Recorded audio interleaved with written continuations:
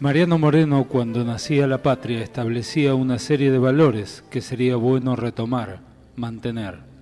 Decía, la variación presente no debe limitarse a suplantar a los funcionarios públicos e imitar su corrupción y su indolencia.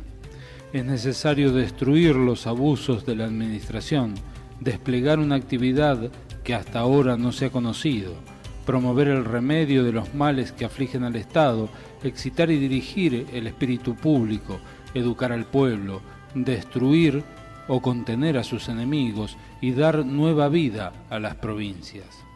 Si el gobierno huye al trabajo, si sigue las huellas de sus predecesores, conservando la alianza con la corrupción y el desorden, hará traición a las justas esperanzas del pueblo y llegará a ser indigno de los destinos que le han sido encomendados en sus manos. Aquel 25 de mayo para Mariano Moreno significó la vida. Ahora transcurrió otro 25 de mayo. Para Mauricio Macri aquí habría que cambiar hasta la señal de la cruz. Aquí reina la posverdad. Bueno, así queríamos reflexionar sobre el 25 de mayo, estableciendo diferencias entre un Mariano Moreno, MM, y un Mauricio Macri, MM. Qué diferencia, ¿no? Muy buenas tardes, noches, con lluvia y con temperaturas que van oscilando entre los 5 y 15 grados hacia el fin de semana. Parece que el otoño comienza a hacer una transición un poco más cierta hacia el invierno, porque necesito que algo sea cierto, ¿no? Al menos el clima, al menos eso. Conscientes de vivir en esta modernidad líquida, tan bien definida por Simon Bauman, así vamos transcurriendo. Entramos al programa número 78, como decía, para hablar de esta nuestra realidad líquida. Hoy, hasta ahora, estoy solo. Espero que lleguen algunos refuerzos o, bueno, trataremos de bancar la parada desde esta soledad con la compañía de nuestro brillante operador, el amigo Jorge. Jackie está con las nanas propias de estos cambios climáticos. Abrazo a Jackie y a recuperarse bien. Si da para disfrutar tu reposo en este día con temperaturas que van hacia abajo, lluvia, sensaciones que mejor estar bien arropado, ¿sí? Frío y agua y promesa de veto a la cordura. Desde esas sensaciones de absolutismo que me produce el veto, voy mezclando temperaturas y clima político. Desde esa sensación decía, pregunto a la audiencia, ¿qué vetos presidenciales recuerdan? Y si les parece necesario que el Ejecutivo recurra a esa herramienta, en este caso y en otros que recuerden anteriores, esa herramienta que al menos a mí me deja un sabor amargo, bastante amargo, algo así como el fracaso del diálogo que para este gobierno es como un estandarte, eso dijeron, pero bueno, parece que va a llegar al otro extremo, al veto. Y en este caso, ¿qué opinan de este posible veto en particular? Quien quiera hablar sobre estos temas puede comunicarse con nosotros.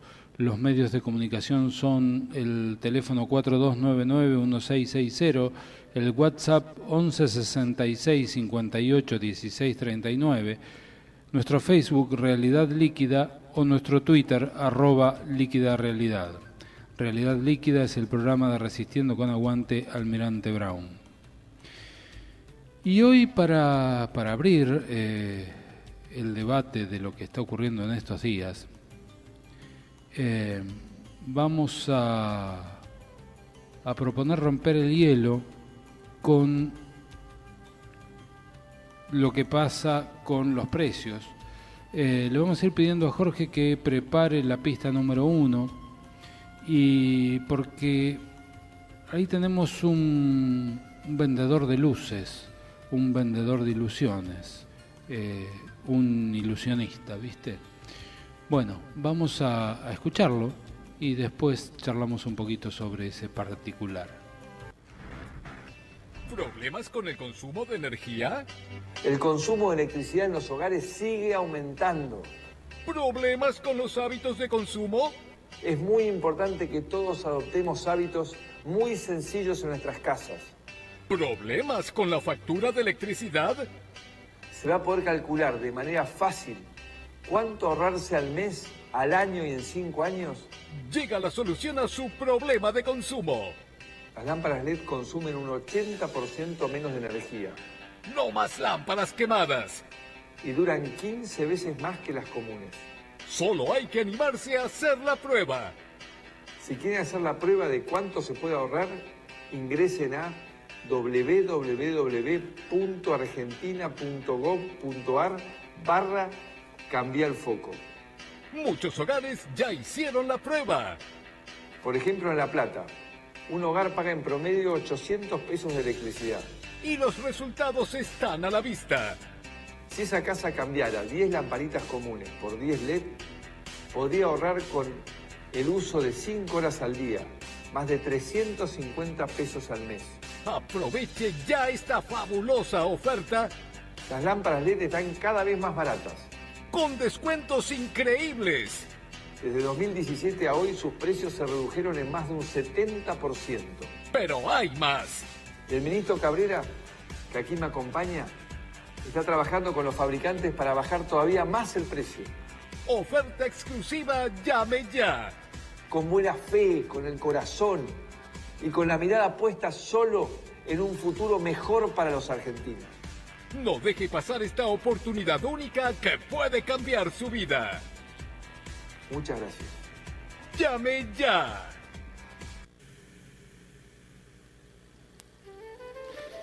Bueno, esta grabación la tomamos del programa Brotes Verdes de Alejandro Berkovich. En realidad me pareció muy apropiada para la situación, ¿no?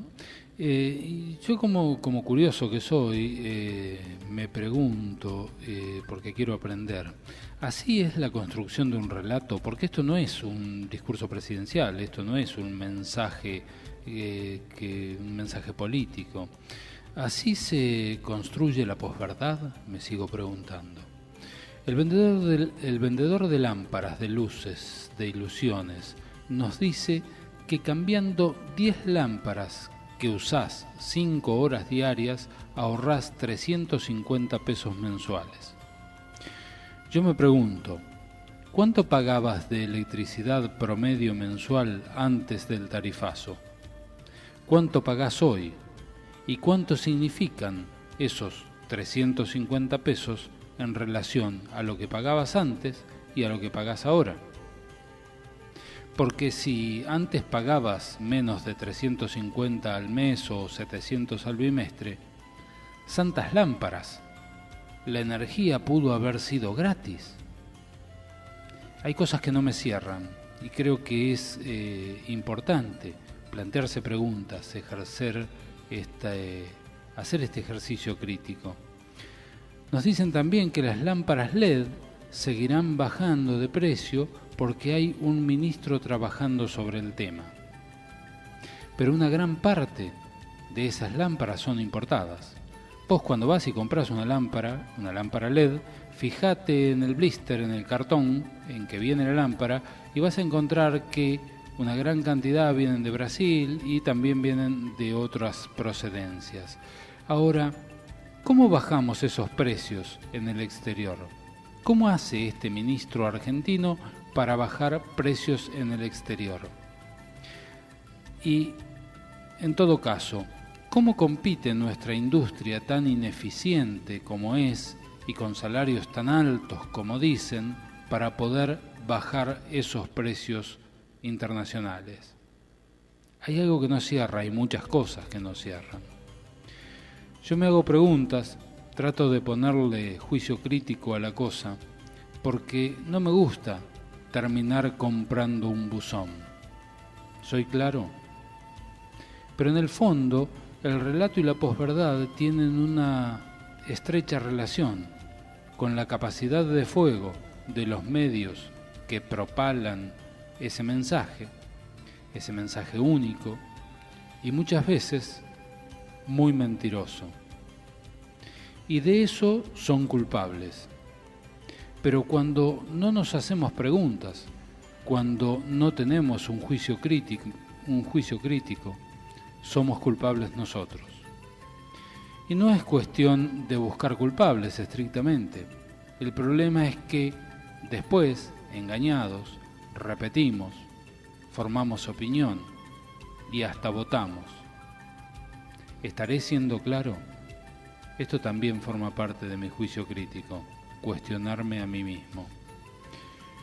Y bueno, terminando con El vendedor de ilusiones, relatos y posverdades, que son la misma cosa en el fondo, porque son todos sinónimos de la mentira.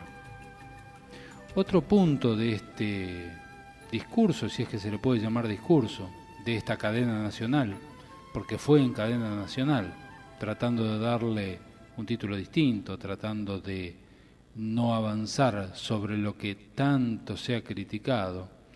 Pero bueno, cuando los medios dejan de ser tan amigos, cuando es necesario dar un mensaje y o cuando se está desesperado, es muy importante tener una cadena nacional a la mano para tratar de que te escuchen, para tratar de repuntar algún puntito de esos que se van cayendo por la borda a cada decisión, a cada paso, cada día.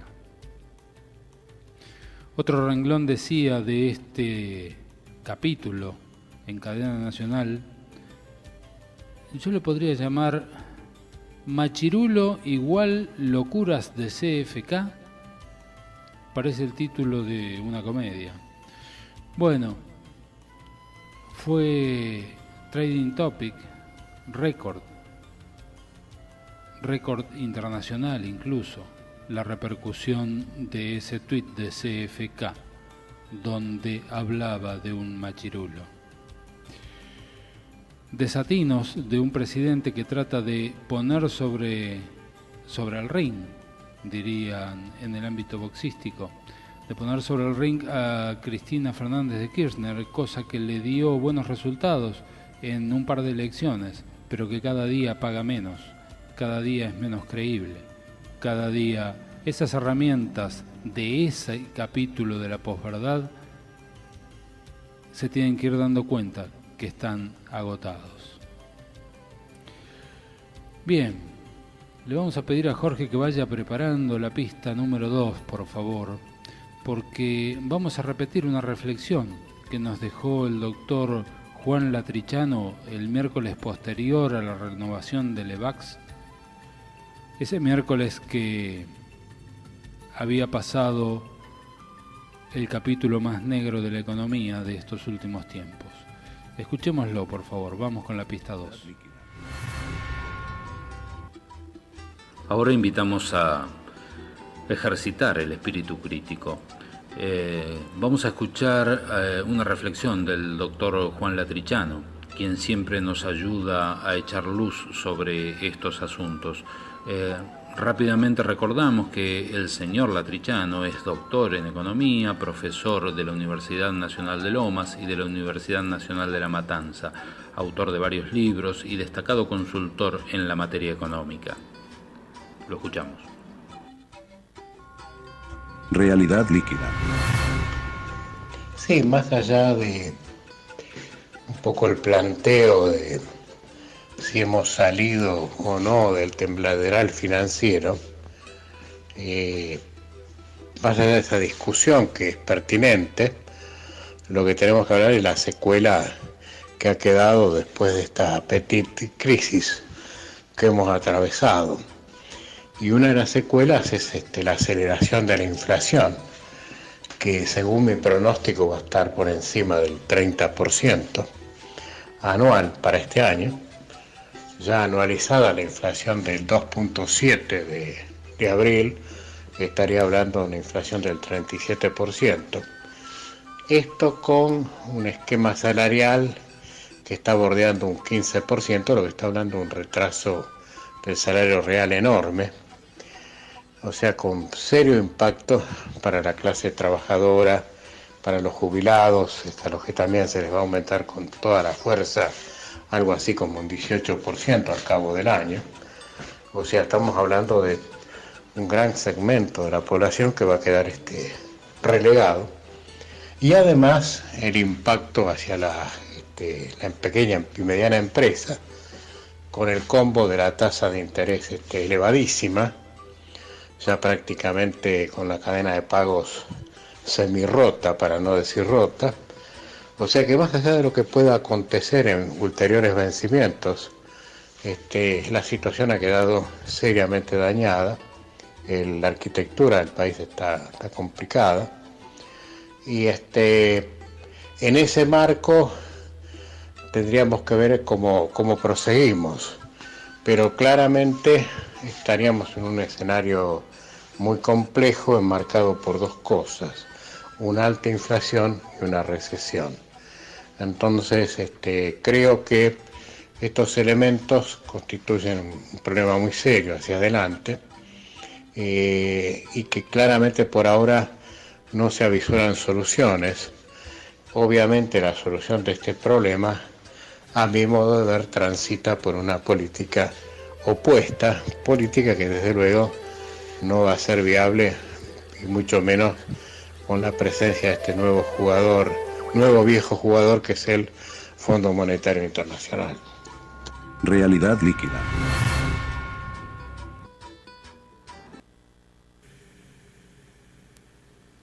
Bueno, y repetimos esta reflexión del doctor Latrichano. Me pareció muy atinado hacerlo, porque su contenido fue muy certero con relación a lo que está ocurriendo en estos días.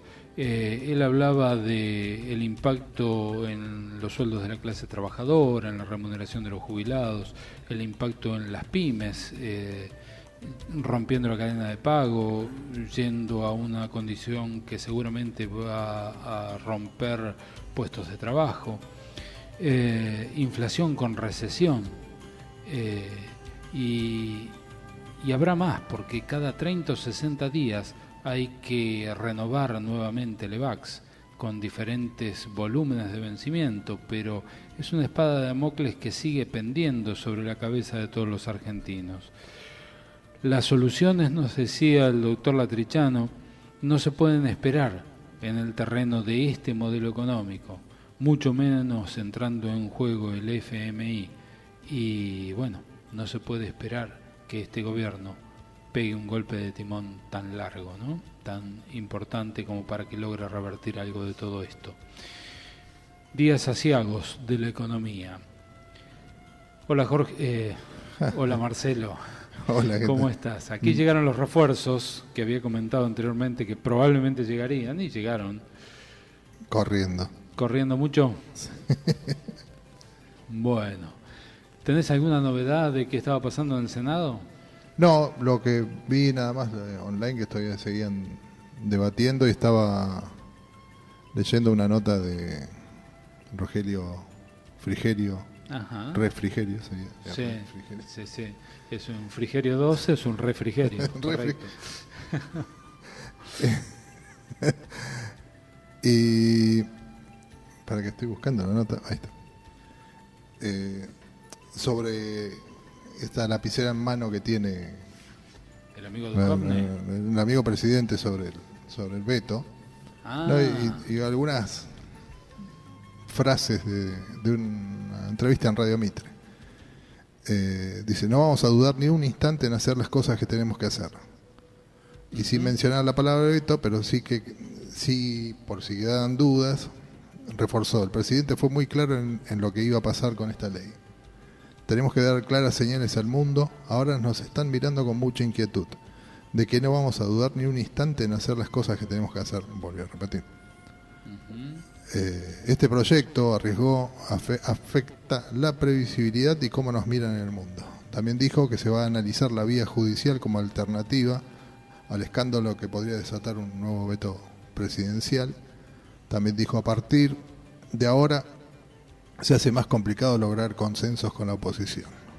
Habíamos logrado que la parte más racional del peronismo, sí, entre comillas, racional, después busquémosle un sinónimo. Habíamos logrado que la parte más racional del peronismo nos apoyara en muchos momentos difíciles, porque somos el gobierno más débil en los últimos 100 años. Tenemos 1/3 de los diputados, 1/5 de los senadores y 1/5 de los gobernadores. En este sentido, criticó al sector del peronismo federal que anticipó su voto favorable al texto con media sanción de diputados y aseguró que mantuvo un encuentro con este espacio y que la única respuesta que tuvieron fue que no, que nos querían dar un mensaje, reconoció. Y parafraseó por último a González Fraga diciendo: sabemos que el tema de las tarifas es doloroso para una Argentina a la que durante 12 años le hicieron creer que los servicios públicos no se tenían que pagar. Una caterva de falacias que, bueno, voy a empezar por tratar de encontrarle un sinónimo a esto de racional. Para esta gente racional me parece que significaría traición a las ideas por parte de a quienes les están pidiendo esa racionalidad. Significaría traición al voto que representan, porque a quien está sentado representando al FPV o al peronismo no puede votar esto, No. porque están representando una porción de la sociedad que es mayoritaria, por cierto, y que espera de sus dirigentes un comportamiento opuesto, justamente opuesto.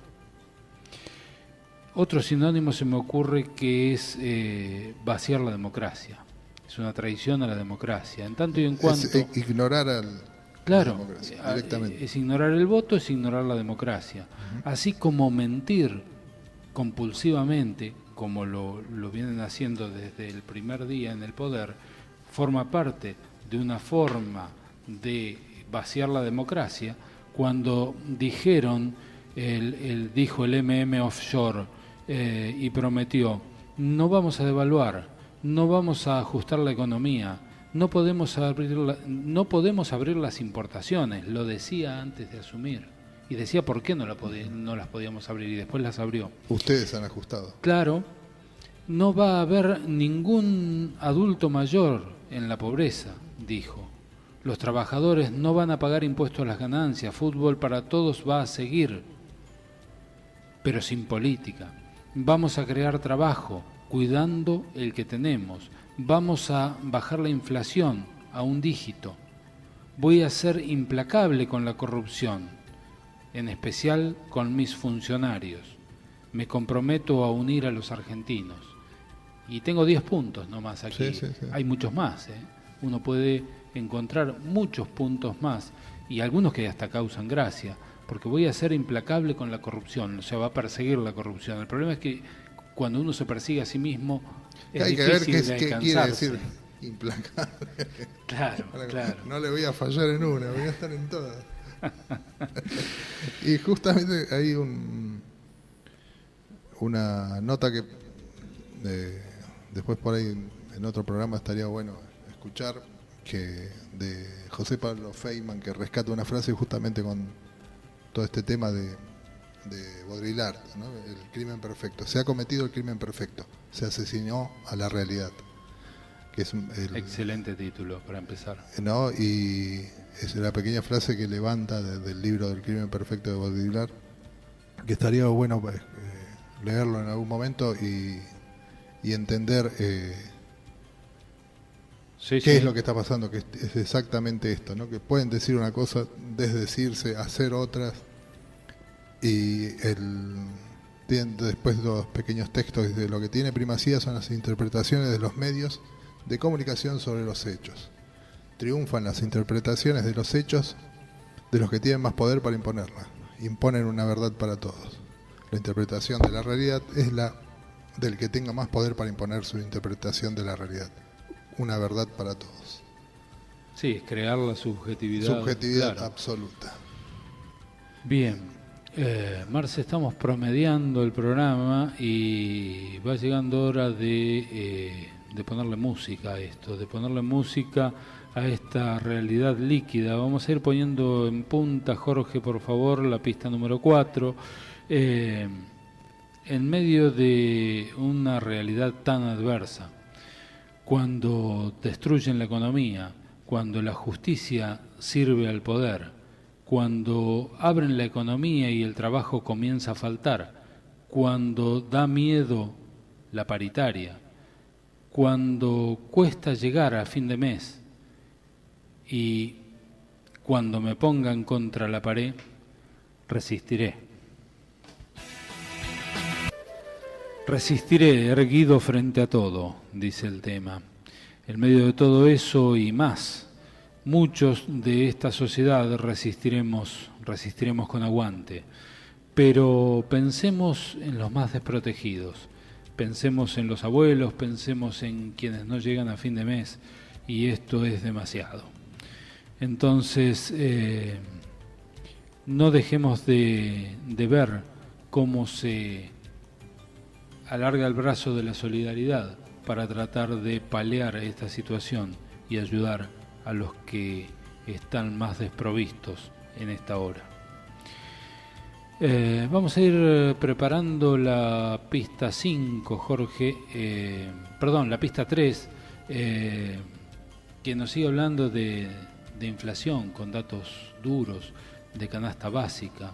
Está hecho por el Instituto Barrial de Precios, que pertenece a Barrios de Pie, que justamente no tiene nada que ver con el kirchnerismo, no es una agrupación K. Y bueno, vamos a escuchar los datos que nos cuenta Alejandro Berkovich en ese audio y charlamos un poquito sobre eso. El Instituto Barrial de Precios, el ISEPSI de Barrios de Pie, midió, y prepárate porque es realmente muy impactante, midió este aumento de precios para el mes que se termina pasado mañana. 6,3% en mayo por la suba del dólar. Una familia tipo mamá, papá, hijo, hija, que gastaba en diciembre solo en alimentos 6.144 pesos, vio aumentar esa canasta 9,6% hasta abril. Llegó a 6.733. Y eso durante mayo subió otro 6,3%. Repito, un ejercicio que no termina, una remarcación permanente en los barrios más pobres. Y esto en alimentos solamente. La canasta básica total, repito, esto es información exclusiva que nos adelantaron para Brotes Verdes esta noche. La canasta básica total, esta es la de alimentos, ya vimos el aumento 6,3% después de un 9,6%.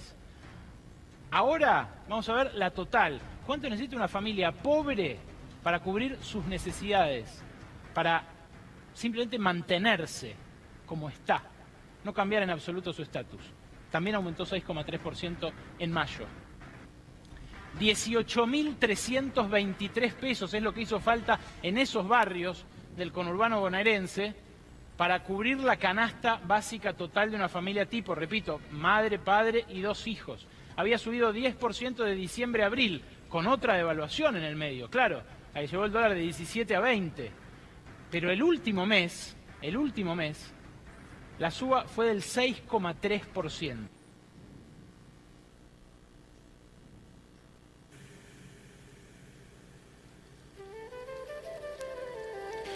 Y antes decía de extender el brazo solidario justamente porque cuando todo arrecia y se va a terminar hablando de una inflación de alrededor de 3% como índice general de inflación para el mes de mayo, queda claro que para quienes menos tienen la inflación es distinta. Es muy distinta.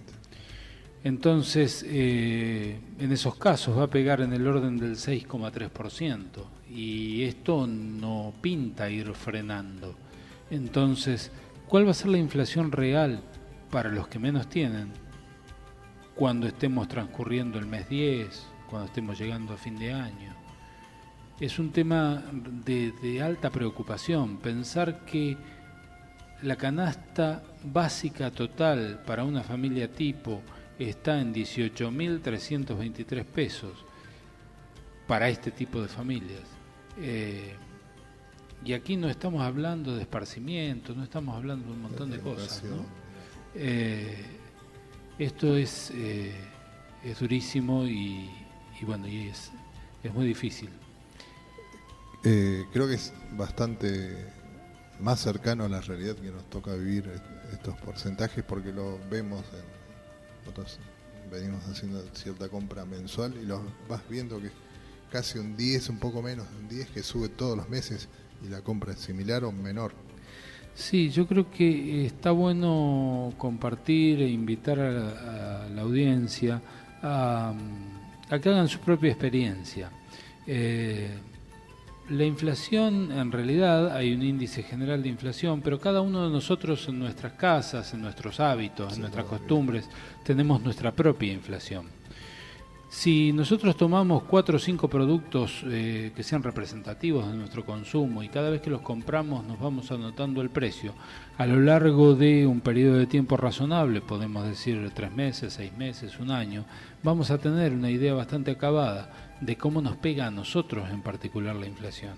Y esto forma parte de este espíritu crítico que nosotros queremos sembrar, que queremos compartir, que queremos incentivar para que cada uno tengamos nuestro propio juicio de lo que está pasando con esta realidad y cómo nos pega individualmente y como participantes de una clase social, de una clase trabajadora, de un estilo de vida. Sí, y un ejercicio válido para romper el discurso que se impone y que se termina creyendo por gran parte de la población. Estos signos de pobreza que va subiendo cada vez más. El otro día Mirna, que docente, le llegó un mensaje de otro docente para ver si tenían ropas de abrigo, camperas o algo, porque los chicos de este lugar están yendo muchos en remera, no tienen abrigo. Sí. Estamos hablando acá del partido. Estamos hablando de Almirante Brown, en una zona relativamente céntrica, no estamos hablando de suburbios perdidos. Son pequeñas muestras de cómo está pegando esto. Sí. Y vos fíjate que acá tengo otra información que también la publicaron ayer en Brotes Verdes, que dicho sea de paso es un programa para recomendar. El trabajo de Alejandro Berkovich es excelente. Él publicó algo también de manera exclusiva, es una recopilación de una consultora de un tal Miguel Calvete, que está tan lejos de ser kirchnerista o peronista, que es concejal del PRO. Y tiene una consultora y trabaja en este tema, y en su relevamiento de precios que publicó, dio cuenta de que en el mes de mayo Carrefour, tomando productos de consumo masivo, que son los que pegan así mayoritariamente en la gente, Carrefour tuvo un incremento del 7,2%, Coto un 7%, Supermercados Día un 5%, los supermercados chinos en general promedian un 4,9% y Walmart un 4,3%. Dicho por alguien que no puede ser condenado desde ningún lugar como tendencioso, como opositor siquiera. Es del palo del gobierno. Bueno, queríamos antes entonces, antes del tema musical, repetimos el audio de la reflexión del doctor Latrichano, porque fue totalmente certero en lo que predijo pasado aquel martes negro. Hoy, cerrando el mes, ya se puede corroborar con los datos que nos anticipaba Alejandro Berkovich y seguramente se va a seguir corroborando, lamentablemente se va a seguir corroborando a lo largo de los próximos días. Sí, y un dólar a 30 como se viene hablando. Y recuerdo también una nota en Economía de página del 2015 que venían hablando de la estanflación, ¿no? Sí. Mucho más dura que la inflación. ¿Qué es esto que estamos viendo? Que no hay consumo y siguen subiendo las cosas. Sí, es es inflación, una bomba de tiempo. Claro, inflación con recesión. Claro. En la recesión tenemos menos posibilidades de conseguir recursos porque hay menos trabajo, porque toda la economía se frena, pero los precios siguen al alza.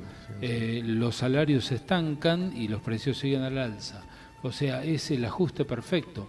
Cuando Macri decía años atrás, siendo, creo que todavía no estaba en la política, estaría en Boca, lo sumo, que los asalariados tienen que trabajar por el menor salario posible para viabilizar el desarrollo de las organizaciones. Tenía bigote, después se los tragó un día cantando. Cuando decía eso, ponía de manifiesto esto que está ocurriendo hoy. Y yo, con mi espíritu crítico, no creo en ninguna casualidad. No, es el formato exacto. Yo creo, claro. Es el formato que han venido a instalar. Yo recuerdo hace un par de programas que hubo dos posiciones entre Jack y tuya. Yo creo que vinieron a hacer esto tranquilamente. Sí. Vinieron a hacerlo. Sí, no, sin duda. Vinieron a hacerlo. No es una mala política, es la política perfectamente aplicada que tienen ellos. Es mala para un sector de la gente, pero es la que ellos y es el justificativo, el porqué de ese cinismo aparente, ¿no? Cuando ellos defienden lo indefendible, negando lo que está ocurriendo inclusive, lo que están haciendo es tratando de defender como pueden lo que están haciendo, pero no lo van a dejar de hacer. No lo dejan de hacer. No les importa quedar como cínicos, no les importa, claro, exactamente, caiga quien caiga. Hasta ellos mismos pueden caer y creo que no les va a interesar demasiado. No, bueno, ellos caen de una manera muy particular porque... Con estilo. Claro, con un estilo Barrio Norte. Bueno, Jorge, por favor, vamos preparando la pista número 5, porque parece que se frena la construcción de las centrales nucleares en general.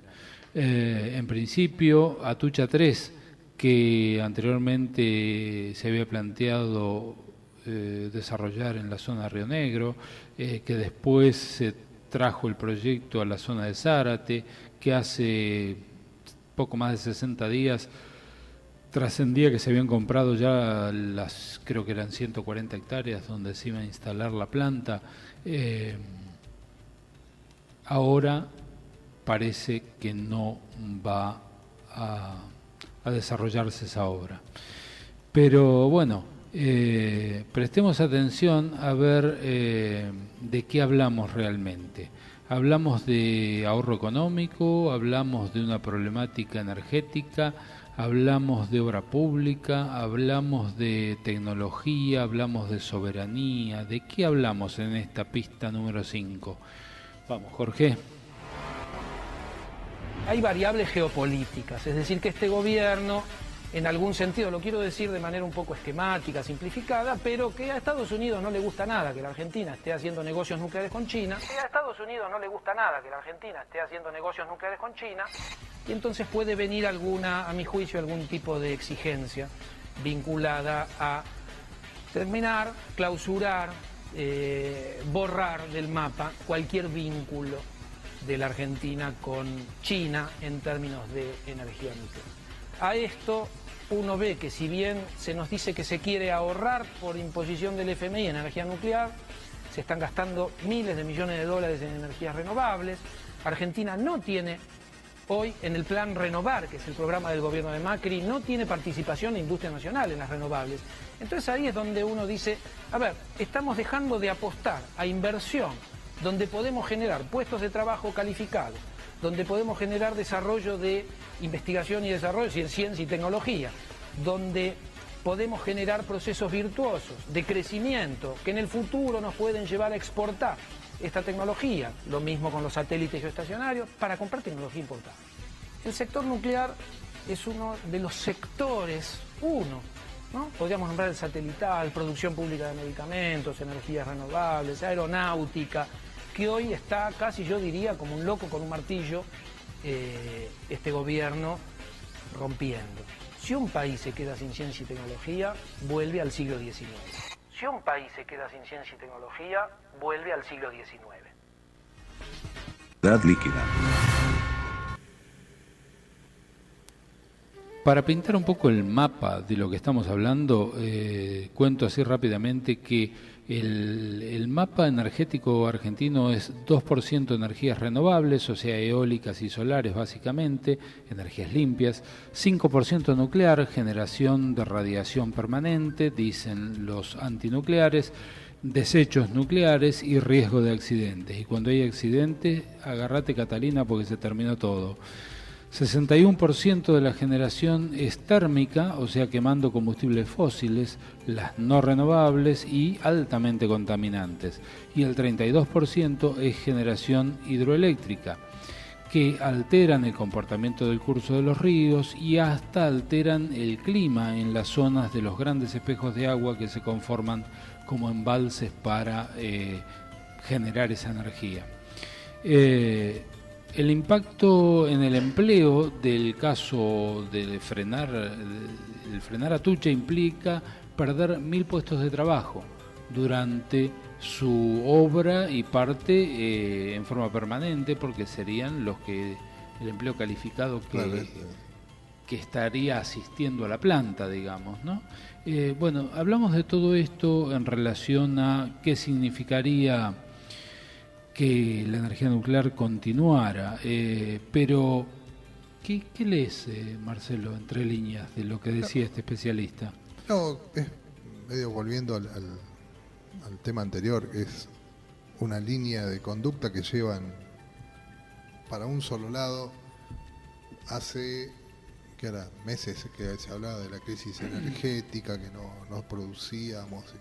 Esto es vaciar, desguazar una fuente de energía que la van a sacar seguramente. Ya si se comienza con esta necesidad, de esta obligación que está pidiendo el FMI, seguramente se va a cumplir, pero es parte exactamente de lo mismo. Es un gran negocio, no es un gobierno, es un negocio que están haciendo a diestra y siniestra. Yo ya no encuentro alguna razón. Me recuerdo de hace unos meses que era un año, ponele que cuando empezamos a vivir internamente lo que era este gobierno, que empezar a buscarle formas, filosofía o de encontrarle una base ideológica, digamos. Una base ideológica, y no la encontramos. Creo que ahora sí estamos totalmente enterados de qué va esto. No hay una razón política. Nos estamos terminando de informar. Es solo una razón económica. Sí, y por otro lado, la pérdida de soberanía, ¿no? Sí, una pérdida de soberanía completa cuando hay que acatar lo que marca el país del norte en términos de... Y justo es coincidente además con el pedido de auxilio al FMI. Con lo que es claro, cuando pidieron al FMI le dijeron, bueno, flaco, pero deja de coquetear con los chinos, mucho menos con energía nuclear en la mano, así que suspendeme eso si querés que te ayudemos por este otro lado. Sí, y son muy, muy coherentes. Sí, creo que si hay una virtud de este gobierno es la coherencia con esto de decir deliberadamente, de darle más poder a las Fuerzas Armadas en la seguridad interior. Es básicamente, muchachos, yo les doy la mano, avancen contra lo que estoy produciendo de a poquito. Voy a provocar una rebelión social y tengo que tener con qué pararla. Esa sería la idea, más o menos. Y si no la paro, si me tengo que ir, sigan ustedes. Claro, ya se los dejo de pechito. Vamos preparando la pista 6, Jorge, porque vamos a ver si entramos en tiempo. Vamos a tratar de ser muy prolijos en el día de hoy. Vamos a tratar de poner un ejemplo de qué significa la tecnología. Alejandro Berkovich, también de Brotes Verdes, programa que ya venimos recomendando, habla sobre este tema, nos cuenta una experiencia propia y saca sus conclusiones. Después nosotros trataremos de sacar las propias. Vamos con la pista 6, por favor. Hace 3 años tuve que hacer una investigación bastante prolongada sobre Vaca Muerta, un libro que escribimos con Alejandro Rebocio y que publicó la editorial Planeta. Para eso fuimos a Texas y ahí nos dimos cuenta de que la tecnología del fracking, la perforación hidráulica que destruye la roca y genera reservorios de petróleo que luego se pueden explotar, a diferencia de antes cuando no existía esa tecnología, no fue desarrollada por pequeños innovadores, emprendedores, aventureros, fue desarrollada por el Departamento de Energía de los Estados Unidos. Esa tecnología luego se transfirió a empresas privadas que la usufructuaron y llevaron adelante la mayor revolución energética de la historia de los Estados Unidos. La independizaron ni más ni menos que del petróleo traído de Medio Oriente. Cambiaron la geopolítica mundial, la dinámica de cómo se alimenta de energía el planeta, porque cambiaron la del país principal consumidor. El Estado es clave en China, en Estados Unidos y en Argentina.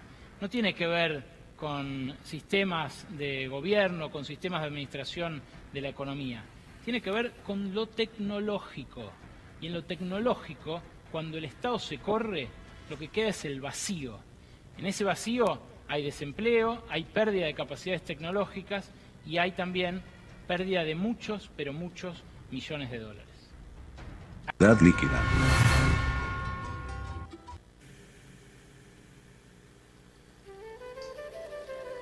Los viejos decían que el saber no ocupa lugar, y yo agrego, el saber te hace libre. La tecnología, la disposición de el conocimiento y la puesta de ese conocimiento al servicio de la sociedad hace crecer a las sociedades y eleva la calidad de vida. Eso estamos resignando cuando resignamos ciencia y técnica. Yo insisto con lo mismo, no me van a correr de mi eje hoy. Pero bueno, son como distintas aristas de un mismo tema, sí, definitivamente, ¿no? Estamos llegando al final del programa y bueno, vamos a seguir reflexionando la semana próxima sobre lo que debe estar ocurriendo en este momento en el Congreso Nacional, en la Cámara de Senadores en particular. El anunciado veto.